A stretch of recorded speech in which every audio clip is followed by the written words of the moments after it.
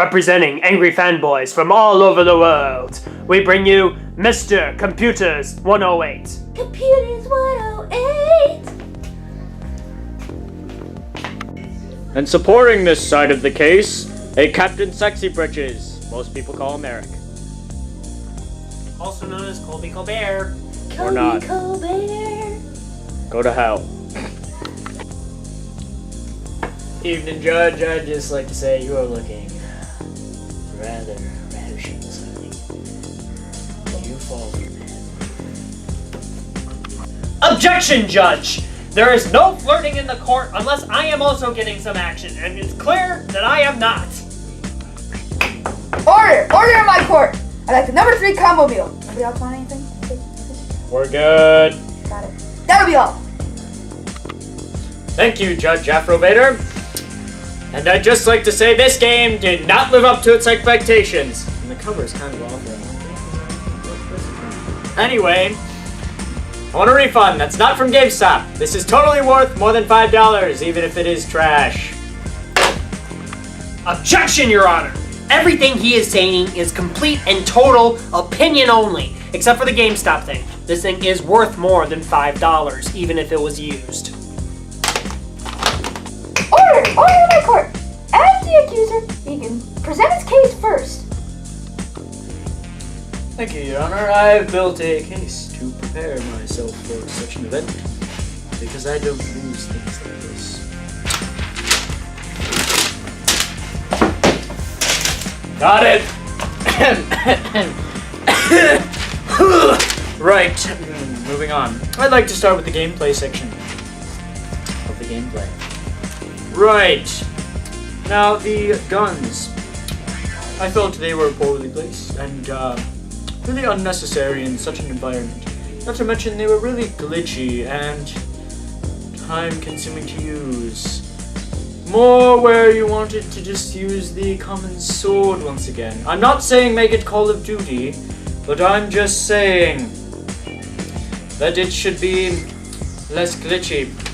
Maybe not as long to load. Also, I'd like to say that this game really lacked the selling elements it presented. It's like, hey, selling! You had like 3 missions throughout the entire game involving selling. Even though, I believe they introduced a captain at one point who looked to be a important figure, but not really. You'd go to him for missions, and there really was lacking missions for such a thing. And let's see, part 2. This game was really too early to release with the numerous glitches, and I am starting to think that's just because of the early release stage, because everyone was expectant of it. Now, some of the main glitches in this game were, let's see, some of the animals did not exactly function as they should. Also, some of the people did not exactly do what they were supposed to do. Connor has an embarrassing moment every time he gets up against the wall. He has a certain hand motion that implies something. In other words, Connor, you're a horny motherfucker. Also, this game really lacked environment. I did not feel like I was in the middle of a forest at times. And the trees. I really thought it was an excellent idea for them to introduce tree climbing. If you could do it in any place. Not even any place. I understand you can't climb some trees.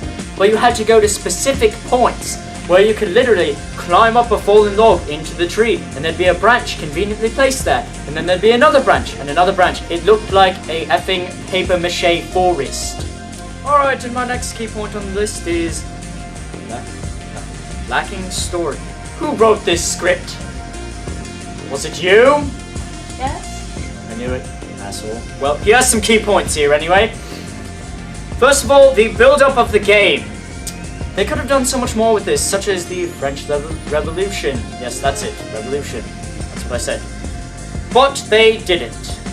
So, what they did was basically, I like how they started the game.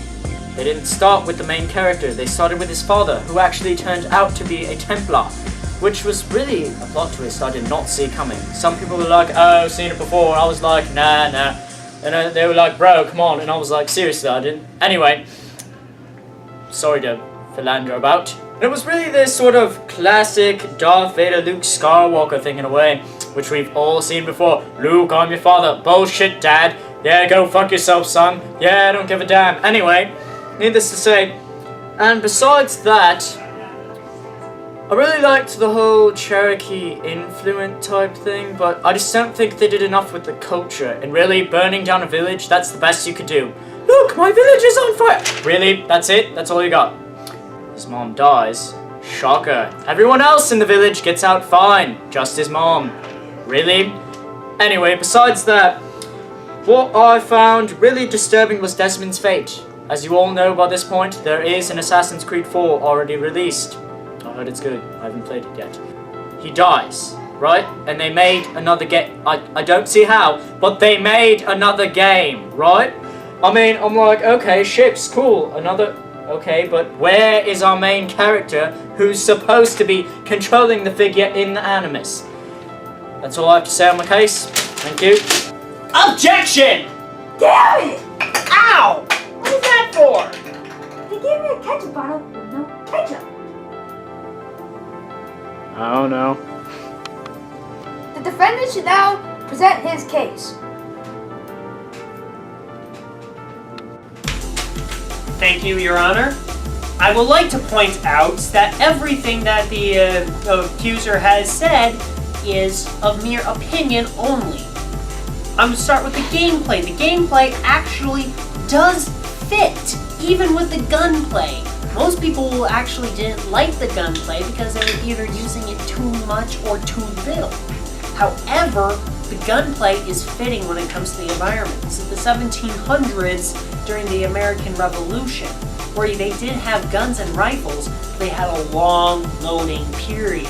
This gives plenty of time for an assassin to do his job. It actually makes sense for this time period than even the modern time period, because here you still need skills to be able to fight one-on-one, and you're trying to outsmart people with a gun. And that being said, when it comes to sailing was a terrific aspect of the gameplay itself, much like the gunplay was. The oceans looked beautiful, and the weather could change all by itself. You had your glory merry men, and they do whatever they can to help you, and all the other ships fighting.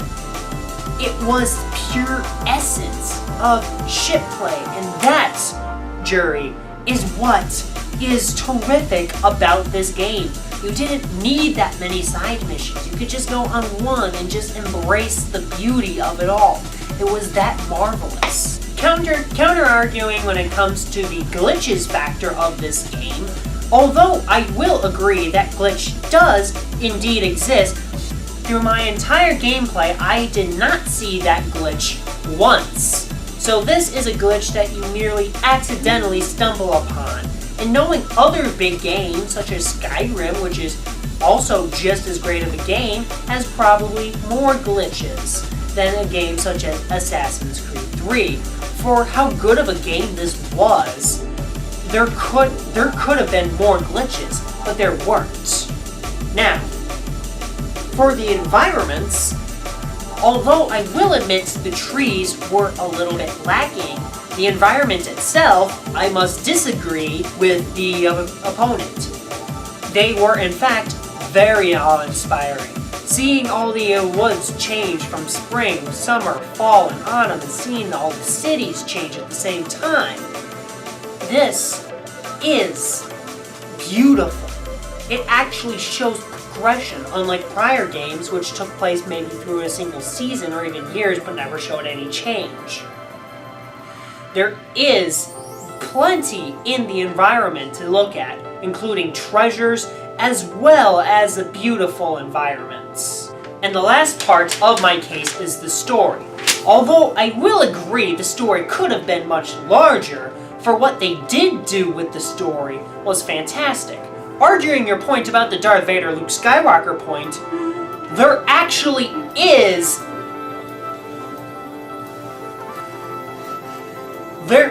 no revealance that Connor's father is a Templar. They skip over that scene.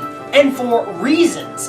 Ubisoft decided not to go with that giant scene because it has been overdone and has been overused. They really wanted to concentrate more on the bond of Connor and his father during battle than they wanted to concentrate on the acknowledgement that Connor's father is indeed his enemy.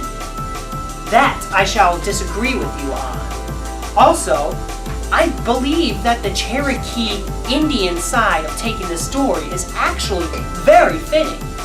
You constantly hear the white man's story of the American Revolution, but how often do you hear it from a Native American side? This was a fresh perspective, something that Ubisoft is used to doing, giving us fresh perspectives on things we do not know about. So I do believe it was actually very fitting. And when it comes to Desmond's death, that was actually very symbolic if you take a look. He sacrificed his will to be able to protect the Earth from the possible doomsday that was going to happen. However, if you take a look at Assassin's Creed Black Flag, the entire game takes place in a first-person perspective, which makes you kind of re-wonder about the entire series prior to that point, while your new hero you see through their eyes, while Desmond, your first hero, you see in the third person. Almost makes you believe that everything you experienced with Desmond might have been in the Animus itself. I rest my case, Your Honor. Alright, clearly I won. There's no question about it. Understood? What are you talking about? This game is great and it deserves a redemption. Oh, yeah? Yeah!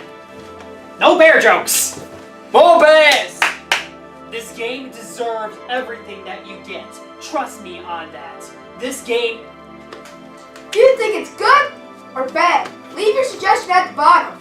You guys can sit here and watch these two duke it out. I'm going home. You really want to tussle? Yeah! Why you... Come on! This game is good and you know it! No, it's not! Suck it!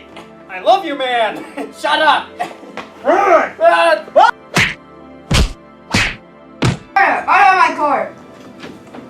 Bears! Gregory? Is that you?